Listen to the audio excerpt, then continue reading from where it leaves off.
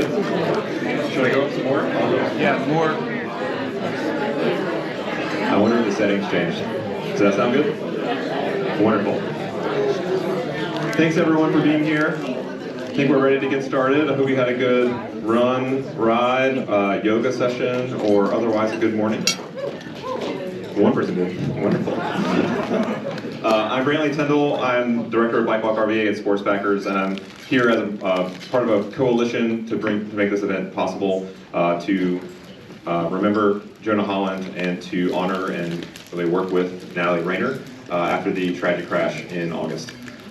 We have a great group of speakers for you this morning, and this is not a bit of an unusual memorial.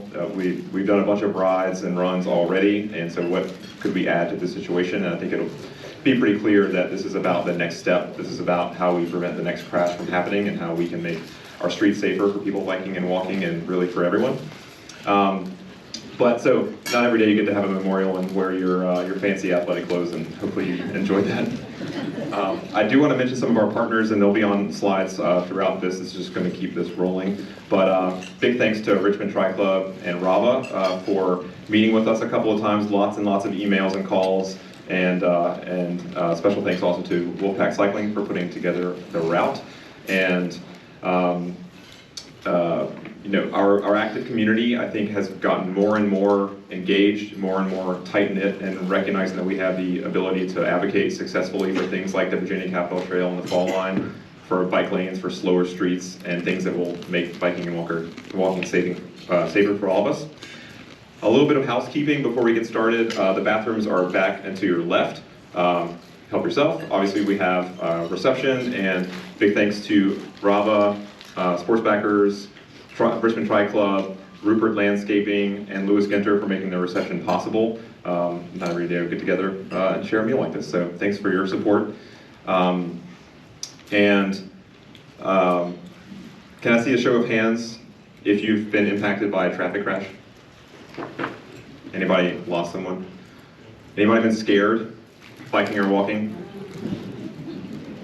Do you think it's getting better? Show of hands. What, can I ask, what makes you think it's getting better? I grew up here and then was out of town for a number of years, and coming back, I was in Roanoke for a long time. It seems to me there are more bike lanes now than there were when I was, but that was, the 70s, so. Definitely more bike lanes than the 70s. But I appreciate that, and so it's getting better from an infrastructure standpoint. Is it getting better from an involving interactions with drivers standpoint? Anybody, any hands up? I agree, and I think we have a lot of work to do. I'm gonna hand this microphone over if our next guest is ready to go. Natalie, oh, sorry, change clothes. I met Natalie a month and a half ago or so when we started talking about this event, and she said, "I want to speak." I said, "Okay, great. We will make sure it happens."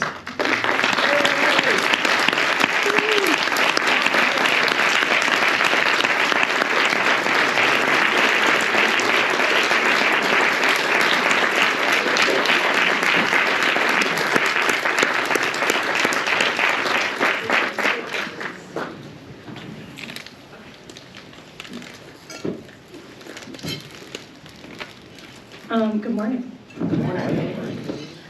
Thank you guys for being here. So I prepared a speech, and naturally now that I'm in front of all of you, I feel super nervous, so just bear with me. It's been a long time since I've been really out and about and in big public spaces, so it feels really good to be back here. Can everyone hear me? Am I doing a good job with the mic? Okay, so some of you all know me, but I'm gonna just start by introducing myself a little bit. I was born here in Richmond. I've been an athlete since the day that I learned to swim at the Jewish Community Center, so right down the road from here. My family's values were heavily influenced by sports and the valuable life lessons that we can learn in the pursuit of athletic excellence. My childhood was centered around competitive swimming. I swam for NOVA. I don't know if any of you all are familiar with that, so right here in Henrico. And I was really,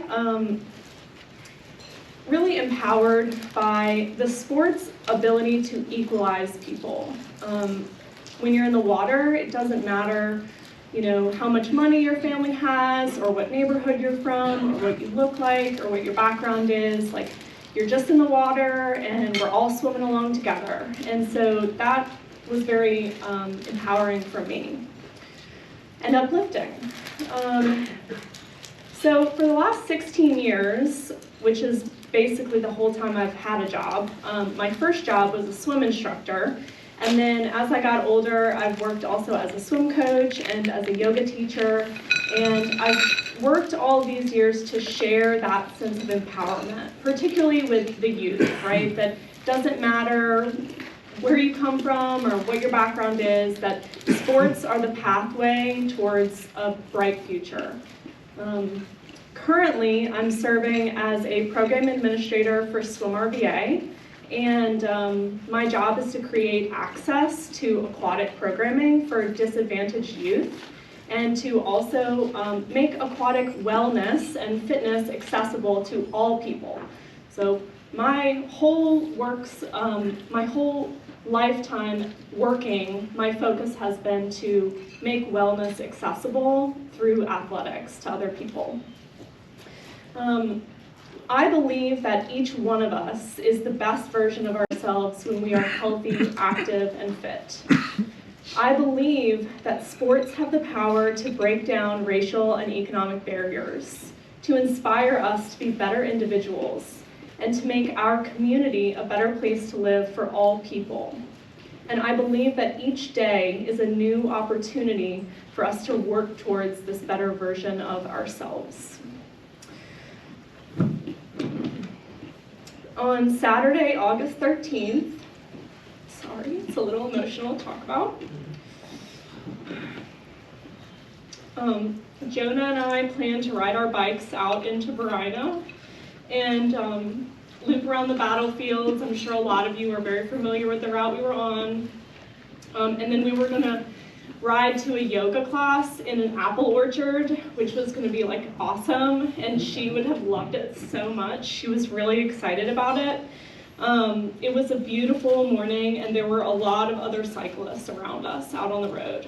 But you know, as we rode out from the VMFA, I just could never have imagined that just half an hour later, like, everything would change. I could never have anticipated that. So I woke up 3 days later in an ICU bed as I was being extubated.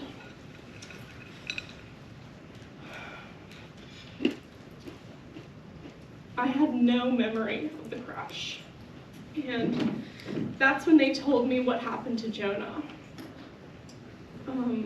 So at that moment, I just made a promise to her that I would live the rest of my life making her proud, and that I would uphold her legacy of compassion, and I would carry forward her love of sports. And I know that she would have loved this event that we're doing right now, because it's like everything she loved: yoga, cycling, running, the community. This is everything that Jonah loved. As someone who really deeply values my own well-being, the physical trauma to my body was very hard to accept. I suffered broken ribs, damaged organs, broken and horribly displaced collarbone, extensive road rash all on the front of my body, and both sides of my pelvis were broken, right in my hip sockets. I laid in the trauma center at VCU for almost a month, breathing through intense, life-altering pain and questioning, just kind of over and over, would I ever be the same again?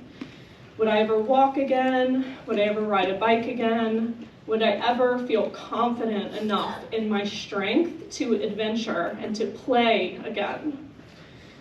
As of yesterday, it's been 13 weeks since the crash, and I'm very blessed. I'm lucky and I'm blessed to be recovering so well.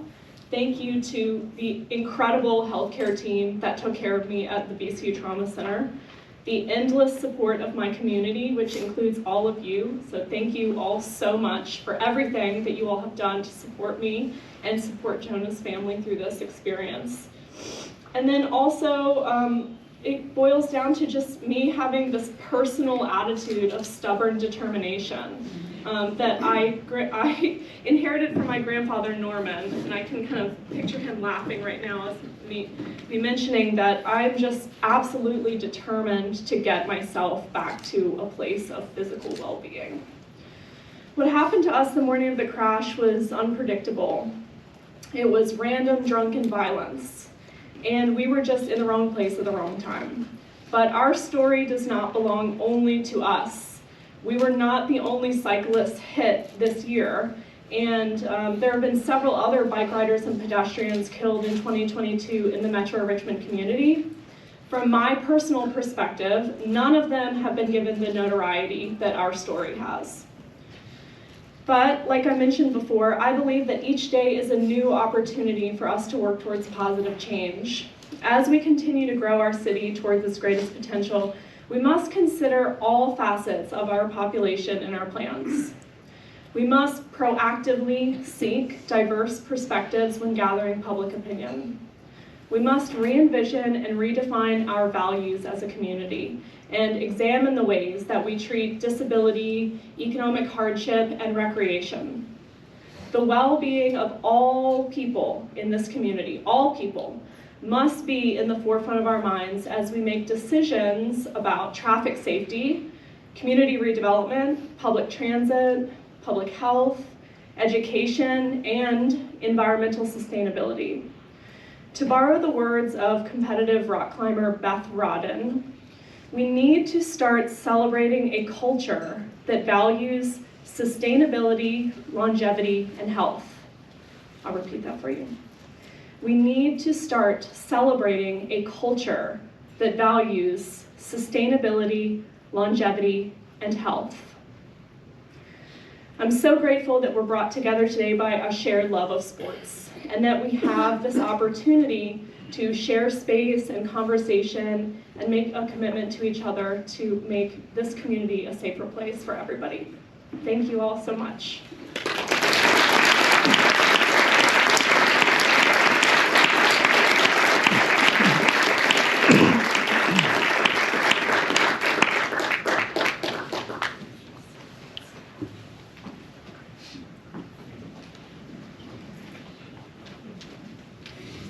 Thanks, Natalie.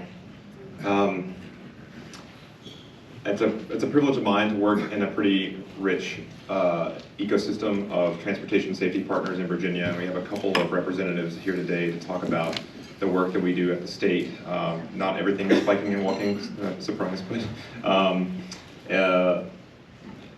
as we look forward to the General Assembly in a couple of months, and as we work with our local and other elected leaders and really, it should be said, our staff in our localities and at VDOT and at the state level, it's really important that we work at every level we can and that we make relationships, we make positive impacts wherever we go. So I'd love to invite someone I just met today, but with an organization we probably are all familiar with, is Ray CARKHUFF from Mothers Against Drunk Driving in their Virginia chapter, to share a couple of words about what MAD is doing. And after that, we'll have Janet Brooking, someone I've worked with for a number of years from Drive Smart Virginia, who was really the champion of the hands-free driving law. Thanks, Ray. Thank you so much.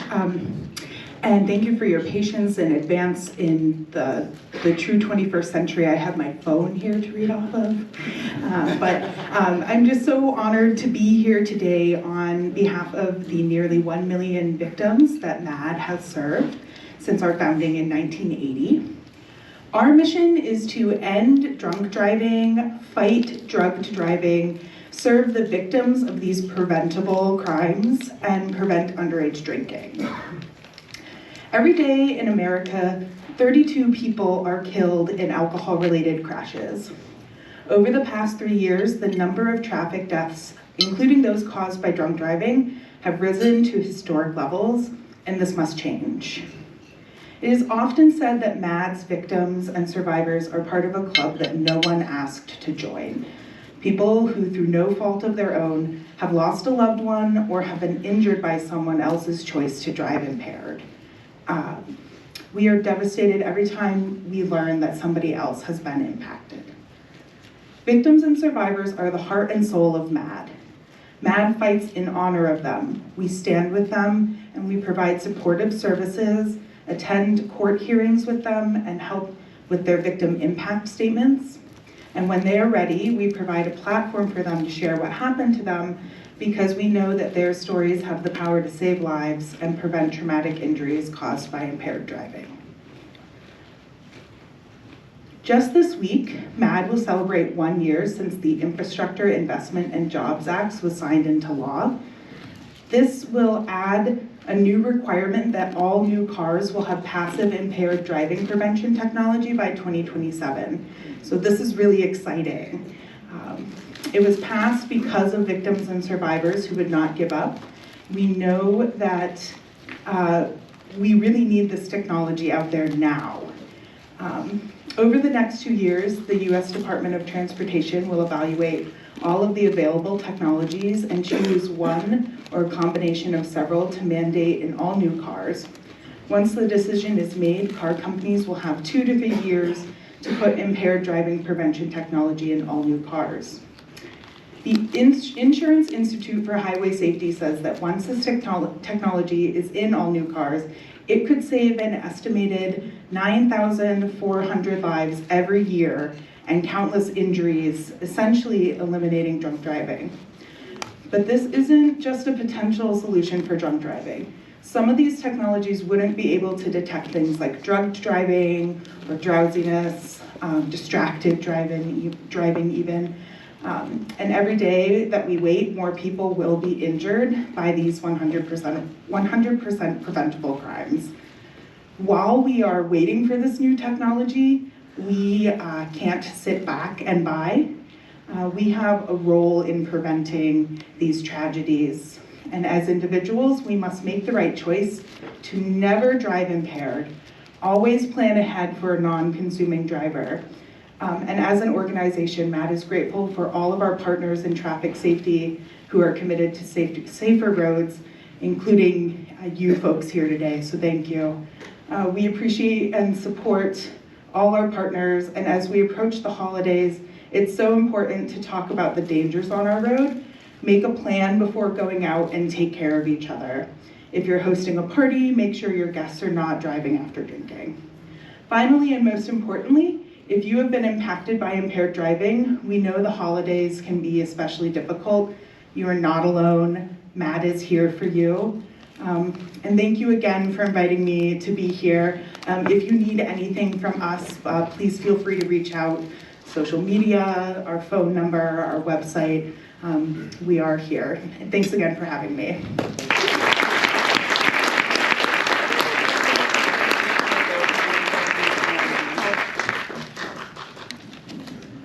Jay Brooking with DriveSmart Virginia.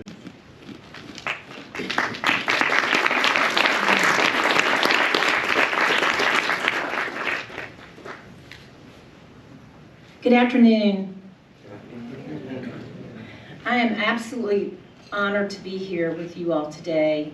I've worked very, very closely with Brantley, and before that with Champ and Bud for a number of years, and we are a very strong partner of this community. So I wanted to start off by expressing our condolences for Jonah and her in this crash. And Natalie, your words were so relevant and so important to hear. You just did a great job, and we're so sorry what you went through.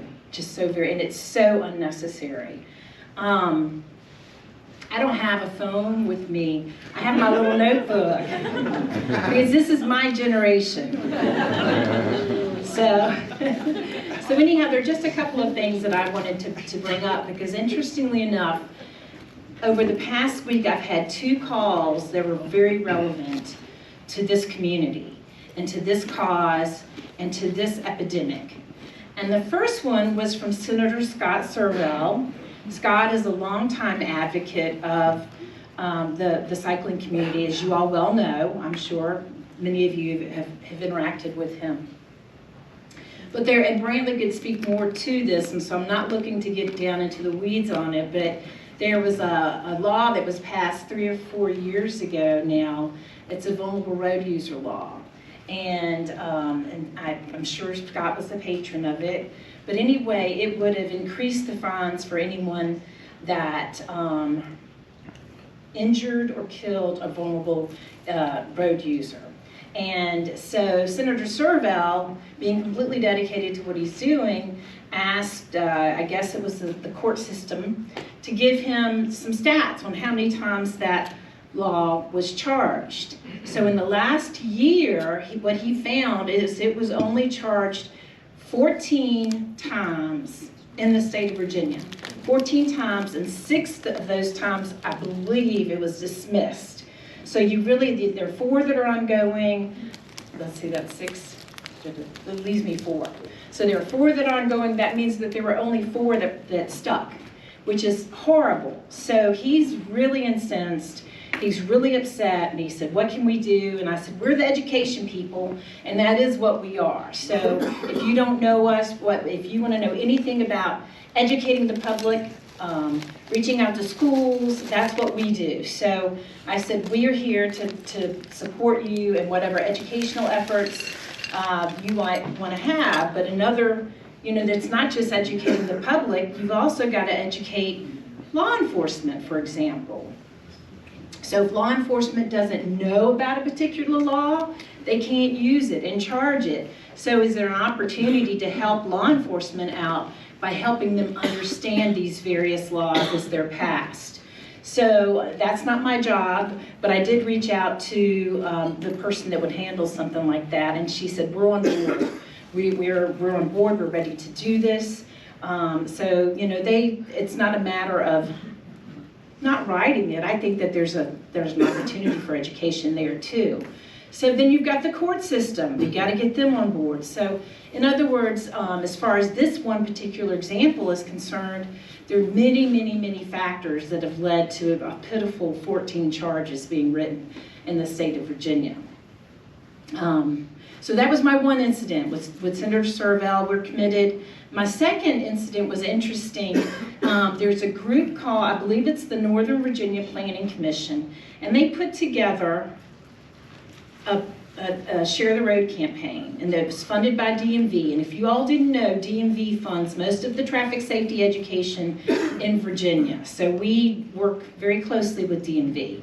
If you see click it or ticket signs, or buckle up, phone down signs, or bus wraps, or whatever it might be, that's more than likely funded by DMV, which is federal funding actually that they manage. Anyway, the Share the Road campaign was a good campaign. They put together a book that was about this size. Brantley, I'm sure you were on the committee. And the lady that ran it called me and said, we didn't get the grant this year because we just didn't have the staff capacity. Would you take it over? And I said, I don't know what that entails, but certainly that booklet needs to be done. It's a great tool, and if you're out at events, or at a school or whatever it might be, you've got to have something to share with people, and people are interested to know, they're interested to learn. Extremely well written. They've got a website that's very well done. Bottom line is, I said at the minimum, I think we can find some money within our grants to get these booklets printed. So then she says, then we've got a website, we've got Twitter, we've got Facebook, we've got all this and that. And I said, we'll take it all in if DMV approves for us to do so. For us, it would be a funding issue. But my point is, I was telling Senator Servell, I said, this phone call came just a couple of days ago, and here's a huge need. Where is the education for sharing the road? Really, who has that? So we have a campaign called See and Be Seen. It's in September.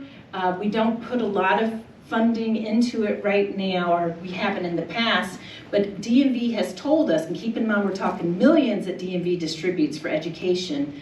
DMV has told us that they want bike ped to be a priority, a #1 priority.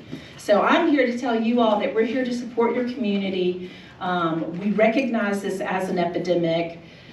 We've been working with you all on various aspects over time, but we really would like to see this ramped up and make a major effort here, and we very much want to be a part of that.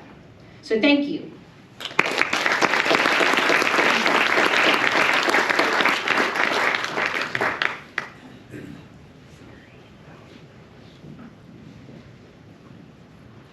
Didn't even talk about the hands-free bill, but she did it.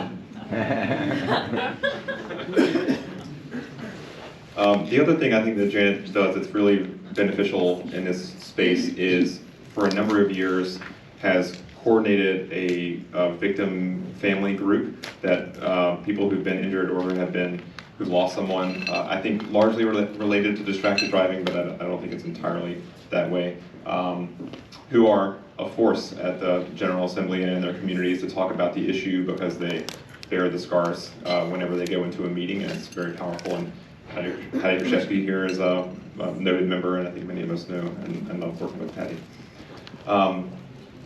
Thanks for that. I think a big takeaway is that it's not really getting better. The numbers keep going up. The problem is we're still scared. The roads are not, generally speaking, are not built for our safety, and we have to manage our risk wherever we go.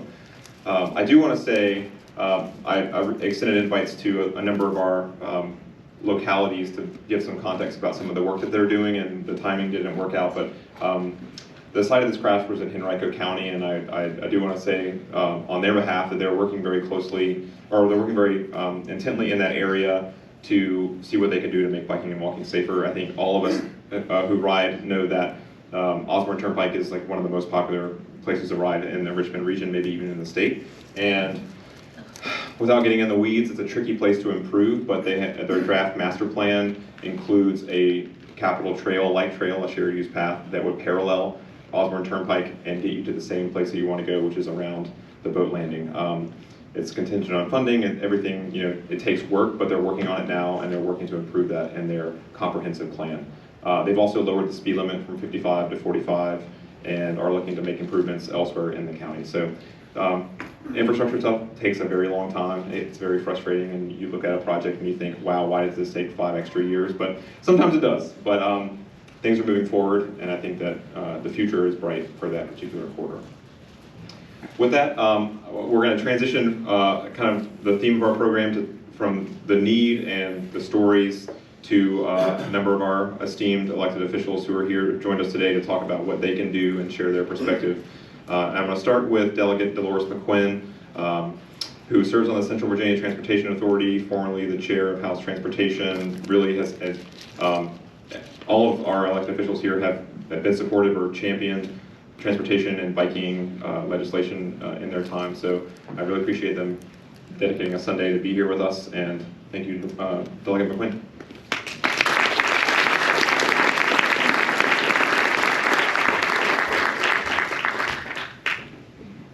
Good afternoon, and thank you, Brantley. And I'm going to walk over here because, in case you guys aren't aware of it, I am a Baptist minister. And so this is always a safe place for me. Okay, all right, thank you, thank you.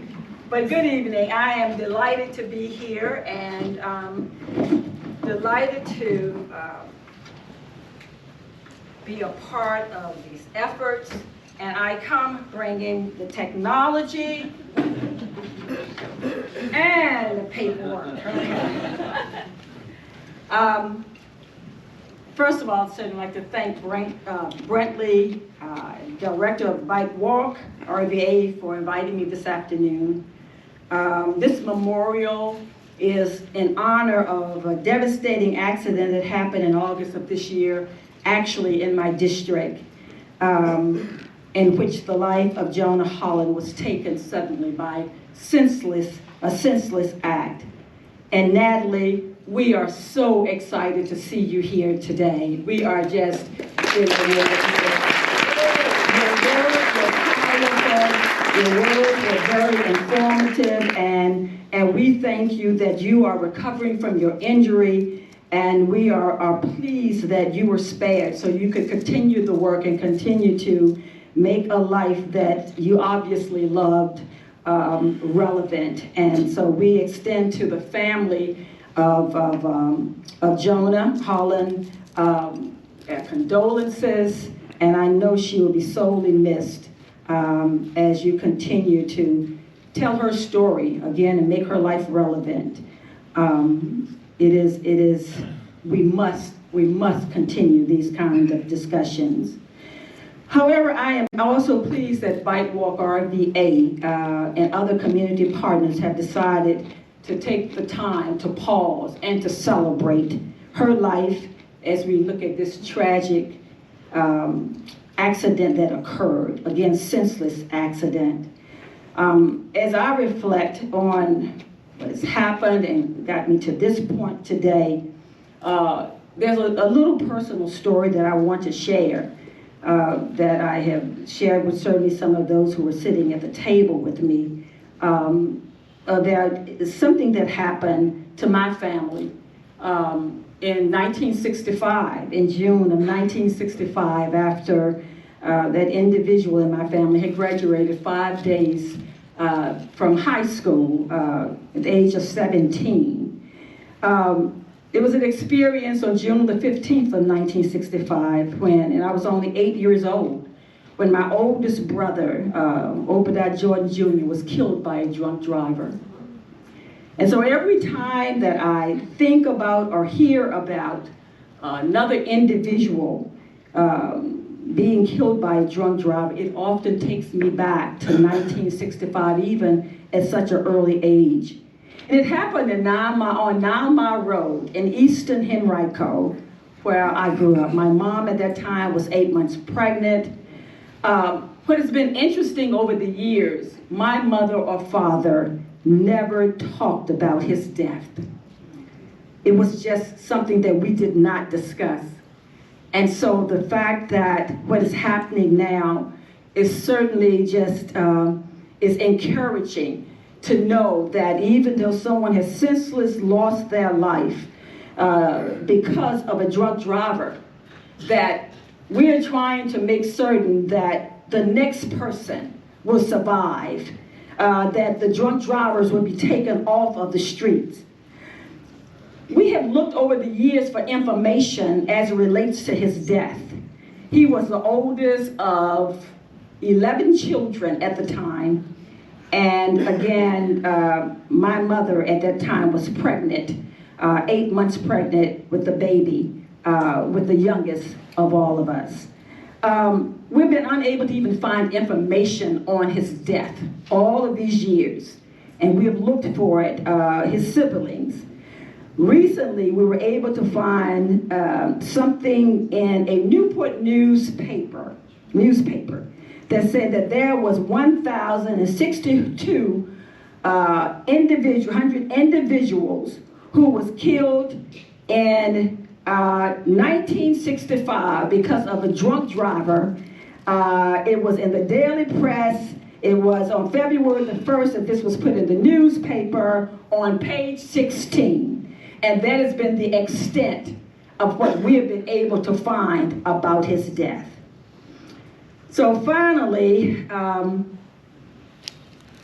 in terms of my advocacy, my decision, my support of addressing issues of equity and safety in transportation, I've recently had a conversation with Henrico County administration about creating bikeable and walkable lanes, especially for the Osborne area, but also for places like Strath Road. On any Sunday morning, I see hundreds of bikers riding along, that's for the bikers, riding along Strath Road. And I have shared with them that it is imperative that we make those streets, those roads safe for walkers, for bikers, and for the drivers. We ask the bikers to do all that they do by abiding on the roads and having, abiding under the same subject matters as motor vehicles do, but there are things that we must make a decision in terms of localities and in terms of legislators, council persons, board of supervisors, to also do all that we can to even make it safer. We know that policies are often constituted, but we need to deal with behaviors as well. We must think before we get, and tell them, think before they get into our cars and decide to drive under the influence. The devastating effects of the outcomes of someone driving drunk places the lives of children and family and friends in danger. As human beings, we must care more for each other, and if you see something, to say something. Friends do not let friends drive drunk. And we must continue to say that and make that slogan as popular as it used to be. So as a leader in the General Assembly and a former chair of the Transportation Committee, I commit myself as an advocate for transportation safety across the Commonwealth of Virginia. I'm honored to continue to be a voice for the importance of transportation safety in our new session in January and as a member of the Transportation Committee. Please know that you have friends as legislators in the General Assembly, and that we are committed to trying to help create a paradigm shift and bring about the changes so individuals like Jonah Holland's life, that we would not be talking about her because she would be here with us, and certainly like individuals like Natalie. So again, thank you for inviting me today, and thank you again for making Jonah's life relevant and making certain that she lives on through each of you. God bless you, and thank you again.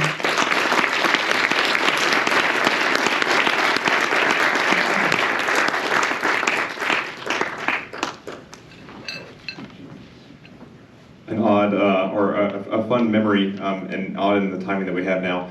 In I think 2014 or 2015, Delegate McQuinn carried a bill that would allow bicyclists to wear a mask in the winter, so that because otherwise it's illegal to conceal your identity with a mask. And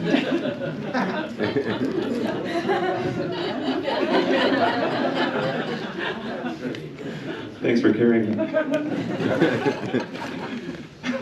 If I can introduce Delegate Rodney WILLET, also serves in HENRICO and carried a bill for us in 2020 to enable automated speed enforcement. And the long story short, that bill passed, and we don't have any cameras in the area now, unfortunately, though. Need this. Good afternoon. Hey, RVA athletes. It's great to be with you. Yes, I am a delegate in the General Assembly. I represent the 73rd House District. That's parts of Western Henrico. So in one sense, I'm here because Jonah was a constituent. She's from the 73rd. So that's my official capacity. But I'm also here for personal reasons, because I am a cyclist. I am a runner. I've been on that Osborne, the path you guys were on, Natalie. I've done that ride many times. I've done it with Jonah and some fundraising rides and things like that. I am a Dayglow guy. I see some fellow yellow jersey folks out here. I wear Dayglow when I run, when I ride. I've got flashing lights. I've got red lights, bright lights, the whole 9 yards. There's no light, there's no jersey that would have saved Jonah on that day. She was riding in broad daylight, broad daylight. And that's the issue that's before us, is this is more than just taking matters in our own hands and trying to provide for our own safety. This is laws that have to be passed. This is infrastructure that has to be developed. We've got to do better with that. And the good news is you've got folks in the room who can make that difference, can make these things happen. You also can help make that happen. And we need your advocacy. We need you sharing these stories. I've lost other friends to similar incidents from cycling. It's the phone call you never want to get as a cyclist. So this is personal. This is very personal to me. And I'm just here today really to commit to you that I will do everything in my power to pass those laws, to pass a budget that funds these infrastructure improvements that you've heard about. We're doing better. I've lived in the River Road corridor on and off for, I don't know, 40 years, I could say. My wife will not let me ride the River Road corridor anymore. You know, it's a quarter mile from my house, and I'm not allowed to ride that anymore. It's too dangerous. I still drive it, and I watch people's eyes. I watch people's eyes, I watch the distracted drivers, I watch the wheels come across the double yellow lines, and I'm in a car, and I'm scared. And I will not put my bike on that road anymore. And that's wrong. It's a beautiful ride. I did it for decades, and I can't do it anymore. So that's wrong, and we're going to fix it. So I just want to tell you I'm with you, and now I'm with you, and I'm so glad you're here today. And no, Jonah's death is an absolute tragedy, but she is not dying in vain. Yeah. We're going to find inspiration from this, and we're going to do something about it. So thank you, and we'll do it, make it better. Thank you.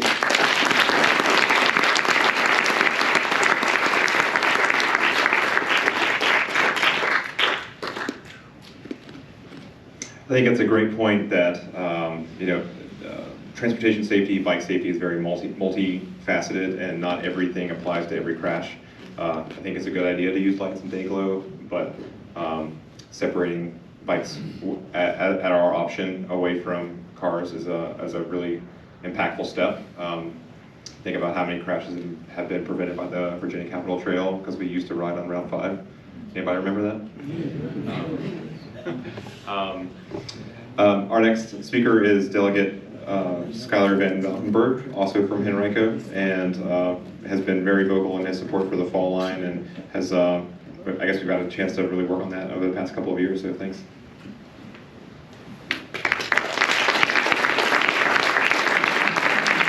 Thank you, everybody. So I didn't bring paper or a phone because I was going at the end, and I figured anything I wrote, like Natalie, I'd get up here and be like, what? I can't say this. And so I want to shout out Brantley for his just relentless.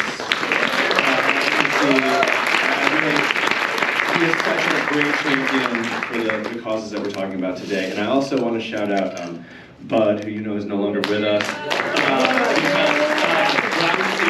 In this political game, Bud got behind me, and Bud was my kind of intro into a lot of these policies, and he too was a relentless champion. And so love Bud. You know, I think I want to tell a story of optimism and improvement, which feels really hard to do because we're here celebrating the life of someone we lost, Jonah, and we're here seeing the struggles of someone like Natalie, who's having to overcome all of these injuries and trauma. But the reason I want to tell a story of optimism and improvement is because I think both, it has some element of truth to it and it's something we can build on. I also think it helps empower us to continue to make the changes we need to make because we obviously have a long way to go. You know, I've been teaching and living in Western Henrico for 18 years, and Western Henrico was not built to be bike and pedestrian friendly. It was actually built to do the opposite, to not be bike and bus and pedestrian friendly. And for a long time that was the way it was. You know, the thing that struck me up here is how much of travel is less than 3 miles, right? And I would die to ride my bike to work. It's just Hungry Springs and Staples Mill to Glen Allen High School, and I would never ride my bike on that. That's a horrifying path to ride your bike on during rush hour. And how few people in Western Henrico can do that because of the built infrastructure over the years. And what's changed, of course, is that this community has become so vibrant. Bike riding, the idea of being pedestrians, the idea of density, the idea of being outdoors. And we've created a community in this region that I think is just awesome. It's one of the reasons we love living here. And we've started to see the change politically to make that viable. And when Brantley asked if people were optimistic, and very few people raised their hands, right? But the one, I don't know your name, but the guy that raised his hand said, well, we've got way more bike paths. And I think that's a story of success. Since I've been in the legislature, we passed the CVTA. The Richmond region, because of its state elected officials, spent a decade not passing a regional transportation authority that could have got us on the road to being ahead 10 years ago. But because of 10 years of intransigence, we're behind Nova, we're behind Virginia Beach, and sure enough, as soon as we got that CBTA up and running, we're getting the Fall Line Trail, we're getting sidewalks in western Henrico County, we're getting bike paths that are being built off of the fall line, right? Local connectors, and we're starting increased bus use, right? And so the infrastructure's coming. We got a lot more to do. We need to continue electing legislators that will focus on that in the budget. We need to keep going. And of course, unfortunately, because it does take so long, there's that lag time where the culture's building up and the infrastructure's not staying with it, right? But we have to keep doubling down on that. But we have at least gotten going. And I think that's really powerful. And I think when people see the Capitol Trail, right, that's a success story. That's a success story. Yeah. Fall Line Trail is gonna be a success story. Right? The second part, and I was talking to George Moxley, he's here somewhere in the back, is we also have to change how people think about this, right? And I think that's where we're feeling the lag the most, with drivers and how they think about it. And some of that's education, of course, right? And like the hands-free bill was such an important success on that front. We've got other, Scott Serville's probably put in like 50 bills in the last 2 years on this, right? And he will continue to do so, right? But we, as important as education is, incentives is important too. And what George and I were talking about is how do you assess blame in accidents with cars and bikers? Because the car is much more of a fatal tool than a bike, right? It does much more damage. And figuring out how we can modernize the law when the law was written for a time, right, when we did not have the biking and pedestrian and transportation culture we have now. And that's where we have a lot of work to do at the state level, right, is to get that, because we need to have education, but we also need to have incentives for people to do the right thing. And so I think this is a story of optimism in the broader sense of we are making the changes we need. We needed to catch up, we need to do it faster. That's why we're all here, right? That's why we all need to care about what happens at the state level, because we can do a lot of good things. And so I'll end with this. In 2017, when I was first running for election, Western Henrico is suburbs, right? And and it's been forever separated suburbs, subdivisions, and it's hard to connect them. And it's kind of purposefully so in some places. And door after door, I would hit on doors, and what young parents or young professionals would say is, I really wish I could walk to more places. I really wish I could bike to more places. And that's what we need to do, right? And so, the positivity there is, those aren't the people that are here right now, right? Those are just the average voters who are on your side on this issue and want to see those changes because it improves the quality of life for everybody. And so let's keep doing the work, and we will make the changes that we need to do. And while we're doing that work, let's continue to educate people, because we shouldn't be losing lives when people are just out riding bikes or walking. So thank you for your time.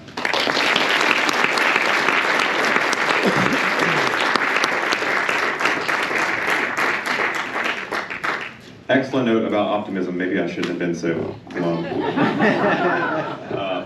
Everyone in the room has supported the Central Virginia Transportation Authority. That was in 2020, and then this past General Assembly session earlier this year, the legislature passed not its first, but definitely its biggest multi-use trail budget at the state level for $93 million.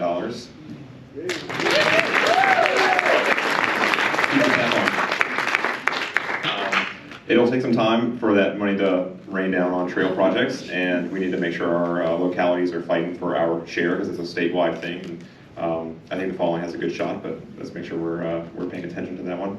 And transportation safety, biking. Do you only bike in one locality? No. Do you only ever go one place? No. Should roads only go to the county line? No, and the funny thing about this is that's kind of how transportation was planned and engineered and built for a long time in our region. And I'm really encouraged by the recent tenor of local elected officials to work together to make sure that biking and walking in particular can get across county lines. And so we've got City Councilwoman Catherine Jordan here from the City of Richmond, and they've been leaders. The city has been leaders on bike ped safety for a long time, but I think some localities are catching up, and I like that competition. But the Central Virginia Transportation Authority is one of those things where our localities get to work together because there's money on the line, and how we spend that money. So Thanks for being here, Catherine, and I'd love to hear your closing thoughts. Thank you, Brantley. And I'm going to follow Dolores McQuinn's lead here and stand at this podium. You can close it. Okay, and I will close it. The laptop. Oh, the laptop, sorry. Yes, I'll close the speaking in the laptop right now. But really, I just want to say thank you to inviting me to this, for all the advocacy that everyone in this room is doing, for continuing to honor Jonah, and especially to Natalie for your bravery. I don't think things happen for a reason. I think that, I'm sorry, I just don't. But I do think that tragedies like this can give us purpose. And that's how I try to live my life. That's what I try and do through my public service, is to live a life of purpose for the things that I believe in. And I see everyone in here in this room doing that. I see you doing it when you go out to bike. I see you doing it when you come here today, when you advocate at every level of local up to statewide and federal government. So I just want to start by thanking you for all of that work. And I want to return to the quote that Natalie gave from Beth Roden. We need to start celebrating a culture of sustainability, longevity, and health. And I 100% agree with that quote. Here at the city, I'm proud to say that we have a new Office of Sustainability that was put into last year's budget. We have a new director. We're fighting not as successfully, but with as much need for Department of Transportation. One of the first things I did when I was on council was get a four-way stop sign put into the Fan neighborhood. It was on the corner of a block with a very active daycare and maybe 2 blocks away from the local elementary school that had families walking every day to and back from school, and children unaccompanied walking who were 5th graders. Why was it so hard to get a four-way stop sign where there had been numerous accidents, cars landing in people's front yards, over and over?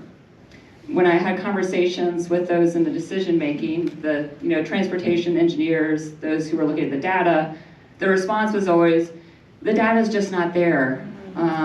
There's not enough car-on-car conflict here to really deserve a four-way stop sign. We weren't talking about car-on-car conflict. We were talking about pedestrians and cyclists in a dangerous intersection. And I'm proud to say that I worked with the community, we got the signatures, and we got that four-way stop sign in the old-fashioned way, which is just through city council. So, but what would be nice would be if we had a Department of Transportation that was looking at all of these issues in a holistic way. Our roads maybe were initially made for cars, or well, horses, but we have so many more people using our roads and our sidewalks.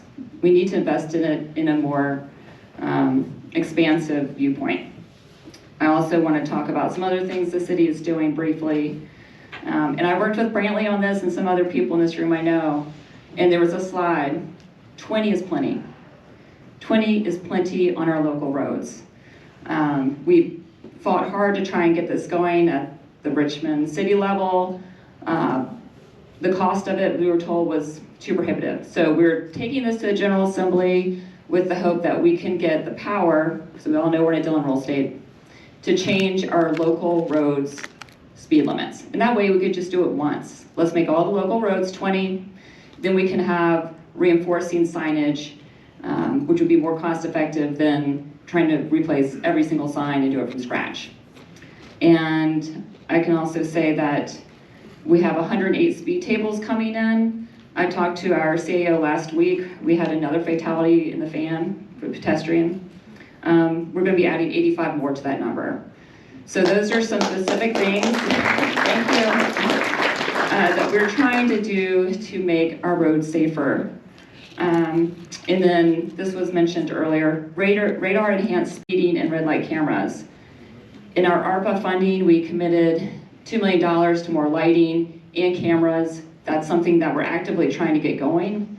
We need to change drivers' behavior, and one way you do that is by making them scared they're going to get a really hefty ticket. So those are all things that we're doing at the city level. And I asked Brantley if he was going to do a call to action at the end. and he said he would have some closing comments, but if I wanted to add my own, I was welcome to. So I will just leave it with this. Continue speaking up. Continue making your presence on the road known. Keep biking where you want to go, whether it's 2 blocks to get a bagel, whether it's a longer ride. Keep showing up and doing what you love. It's important. We need to see you out there. And keep speaking up to your officials and people in power so that we know how important this is every day. Budget season's around the clock. It's way before we vote on it at council or at the General Assembly. Keep speaking up and making sure that these measures, these policies are happening. Thank you so much. Thank you.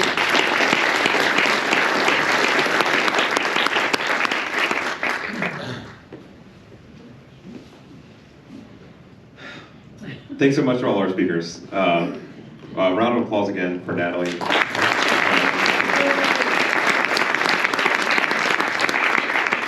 I don't have a big call to action other than if you don't get my emails, you probably should.